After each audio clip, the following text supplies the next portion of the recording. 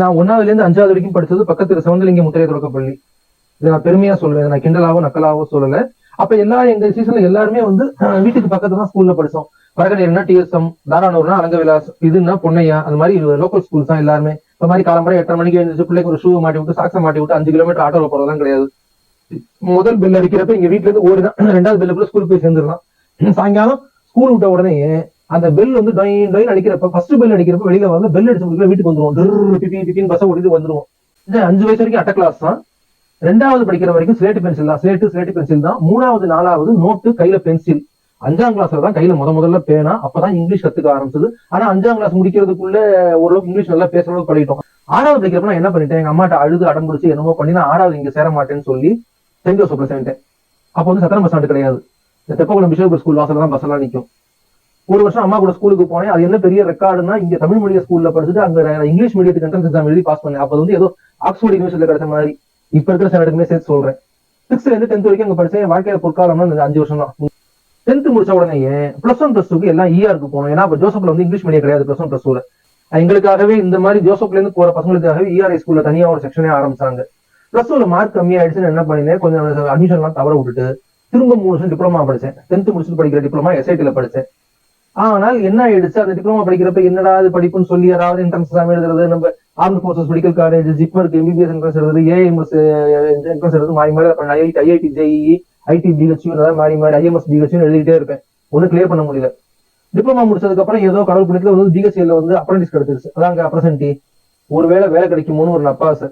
கிடைக்கல. ஆனா எங்களுக்குலாம் நாங்க வந்து 11th பேட்ச் 8th ஏ பேட்ச் வரைக்கும் எஸ்சி கோட்டா கொடுத்துருந்தாங்க அப்ப நாங்க இருந்தப்பவே. அதுக்கப்புறம் சுத்தமா ரெக்ரூட்மெண்ட்டே ஸ்டாப் பண்ணிட்டாங்க.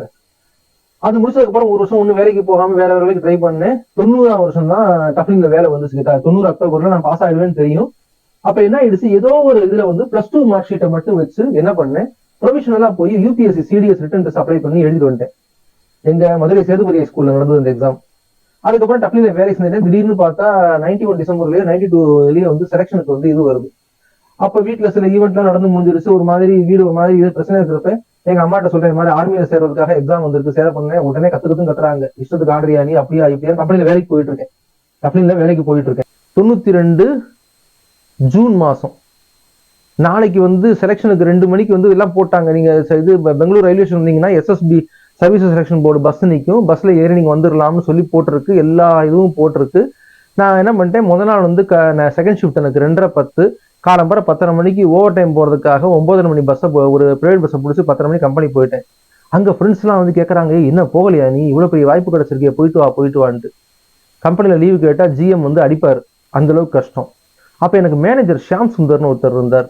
அவர் வந்து அப்பவே வந்து பிஇ எம்பிஏ. அப்ப எம்பிஏ எல்லாம் ரொம்ப கஷ்டம். எக்ஸ்எல்ஆர்ல தான் எம்பிஏ. இப்ப மாதிரி தெருவில் தடுக்கி விழுந்தா எம்பிஏ மேலாம் மோதிக்க முடியாது. அப்ப அவர்கிட்ட போய் லீவு கேட்கறேன். நீ கேட்கறது எனக்கு புரியுது, எதுக்கு இந்த மாதிரி அரகுர ப்ரிப்பரேஷனோட போகிற, இருந்தாலும் போயிட்டு வா அப்படின்னாரு. மேனேஜர் லீவ் கொடுத்துட்டாரு. என்ன பண்ணேன், 11 மணிக்கு போனவன் 2:30 மணி பஸ்ஸை பிடிச்சி வீட்டுக்கு வந்துட்டேன். வீட்டுல வந்தா அம்மா கத்துன்னு கத்துறாங்க, நீ இஷ்டத்துக்கு ஆடுறியாங்கிறாங்க. எங்க 2வது அண்ணன் இருந்தார். அவர் தான் சொன்னார், டே ஆர்மி லைஃப்லாம் வேறடா, நீ போனேன்னா அப்படியே மேல போயிடணும், திரும்ப வந்து வரகநேரி தாராளம் சுத்திட்டு இருந்தேன்னா மரியாதை இல்லை. ஒயிட் ஷார்ட்ஸ், இது ஷூ, ஒயிட் ஷூ நிறைய வாங்க வேண்டி இருந்துச்சு. சாயங்காலம் என்ன பண்ணிட்டேன், அப்ப லூனா இருந்துச்சு, லூனாவை எடுத்துட்டு போய் சிங்காரத்தோப்புல போய் எல்லா ஜாமானும் வாங்கிட்டு வந்து ஒரு 200 ரூபாய் என்னமோ செலவாச்சு.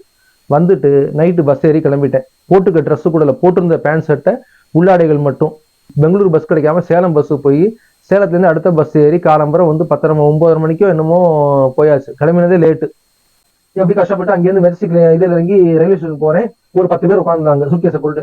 எஸ்எஸ்பின்னு பார்த்தவொடனே எல்லா நார்த் இந்தியன்ஸ், பார்த்தாலே தெரியும் சிறப்பா உயரமா இருக்காங்க. அந்த குரூப்லேயே கருப்பா ஒல்லியா இருந்த ஒரே ஆள் நான் தான். சொல்லி நல்லா இன்ட்ரெஸ்டிங்கா பேசிட்டு இருந்தாங்க. 1:30 மணிக்கு பஸ் வந்துச்சு, எஸ்எஸ்பி பஸ். எல்லாம் உள்ள போனோம். 16 பேர் மொத்தம் எங்க குரூப்ல, 17 எஸ்எஸ்பி. ஹிந்தி தெரியாத நான் ஒரே ஒருத்தன். மீது எல்லாரும் ஹிந்தி பேசினாங்க. தமிழ் தெரிஞ்சவங்க 2 பேர் இருந்தாங்க, ராகேஷ் ராமச்சந்திர மேனன் ஒருத்தர், இன்னொருத்தர். அவங்க எல்லாருக்குமே இந்த கொஸ்டின் தெரிஞ்சது. நமக்கு எல்லாருக்கும் செஸ்ட் நம்பர் கொடுத்துருவாங்க, நைட் அங்கேயே தங்கலாம், நம்ம 3 நாள் நமக்கு பேரக்ஸ்ல தங்க வச்சுருவாங்க, நமக்கு இடம் கிடைக்கும் அப்படின்னு சொல்லி என்னென்ன டெஸ்ட் பண்ணுவாங்க. அவங்களுக்கு எல்லாமே தெரிஞ்சிருந்துச்சு. அப்ப என்னாச்சு, முதல் நாள் முழுக்க சர்டிபிகேட் வெரிஃபிகேஷன், பஸ் காசுலாம். நான் வந்து திருச்சியில இருந்து பெங்களூருக்கு வந்து 35 ரூபாயோ நம்ம காசு நினைக்கிறேன், 35 ரூபாய் 40 ரூபாயோ, போக வர 80 ரூபாய் வாங்கினேன். மீதி பசங்க எல்லாம் பார்த்தா ஹரியானால இருந்து வந்து 10 டிக்கெட் கொடுக்குறாங்க. அந்த பஸ் மாதிரி ட்ரெயின் மாதிரி வந்தது, கொடுத்து எல்லாம் கிளைம் பண்ணாங்க. அப்ப இருந்து சைக்கோ டெஸ்ட் ஆரம்பிச்சிருச்சு. அந்த டெஸ்ட் எல்லாம் பத்தி நான் பின்னால சொல்றேன்.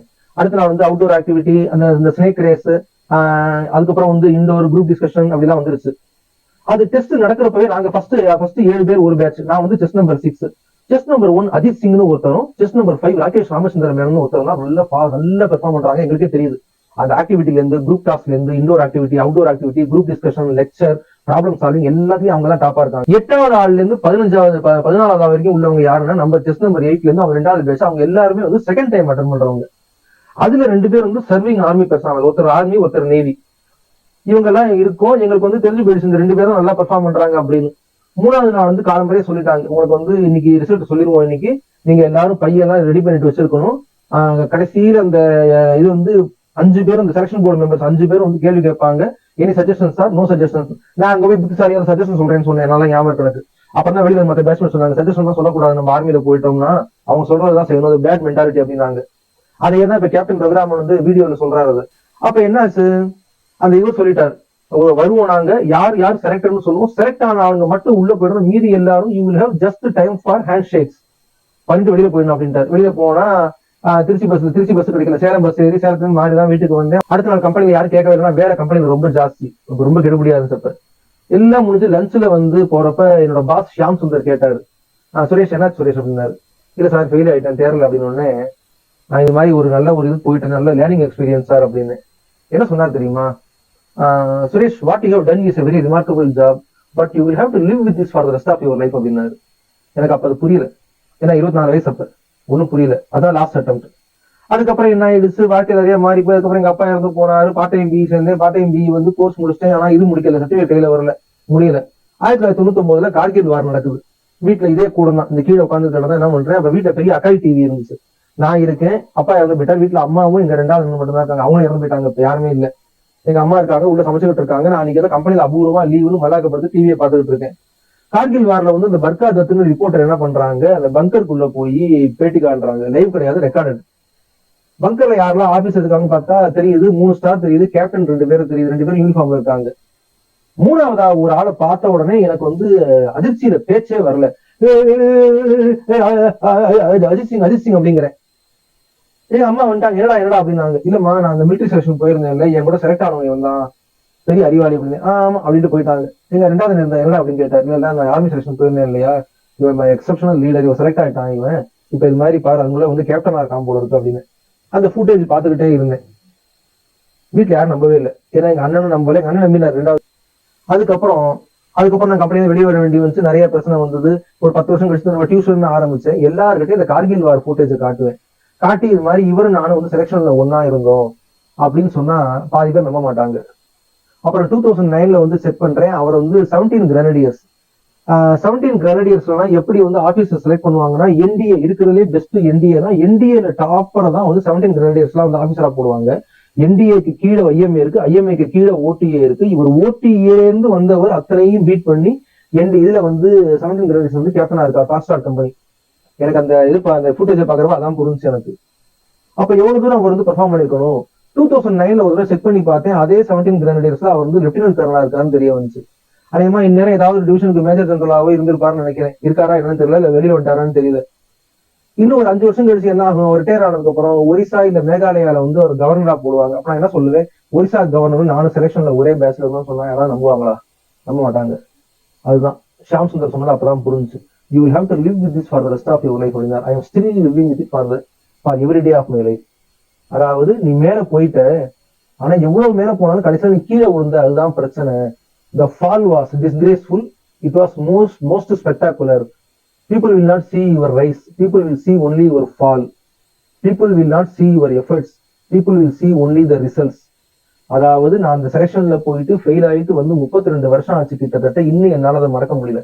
இப்ப எத்தனையோ ஸ்டூடெண்ட்ஸ் வந்து போன்ல வந்து ரொம்ப வருத்தப்படுறாங்க, சார் நான் சிடிஎஸ் பாஸ் பண்ணிட்டேன், எஸ்எஸ்பி செலக்ஷன் 2 தடவை போயிட்டு இருந்தேன், ஆனா என்னால முடியல, டிப்ரெஷன் வரைக்கும் போயிட்டேன் அப்படின்ட்டு. அதாவது யூனிஃபார்ம் போடணும்னு நினைச்சிட்டு போறோம் வந்து ரொம்ப லவ் பண்ணி தான் போவோம், அவனால அந்த ஃபெயிலியரை தாங்க முடியாது. என்னால இப்போ வரைக்கும் தாங்க முடியல.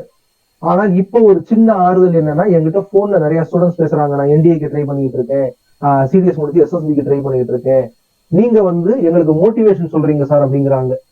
அந்த ஃபெயிலியர்லயே ஒரு சின்ன ஆறுதல் என்னன்னா இதுதான். ஏன் இதை அந்த வீடியோ உடனே தெரியல, ட்ரை பண்றவங்க பண்ணுங்க, உங்களோட எஃபர்ட் வந்து என்னைக்காவது ஒரு நாள் கை கொடுக்கும். நான் அதுல போய் தோத்து போயிட்டு வந்தாலும் 32 வருஷம் கழிச்சு ஏதோ ஒரு 10 ஸ்டூடெண்ட்ஸுக்காக நான் ஒரு மோட்டிவேட்டிங் ஃபேக்டரா இருந்திருக்கேங்கிறது தான் என்னோட பெரிய வெற்றி. எல்லாரும் யூடியூப் சேனல் சப்ஸ்கிரைப் பண்ணுங்க. மிக்க நன்றி.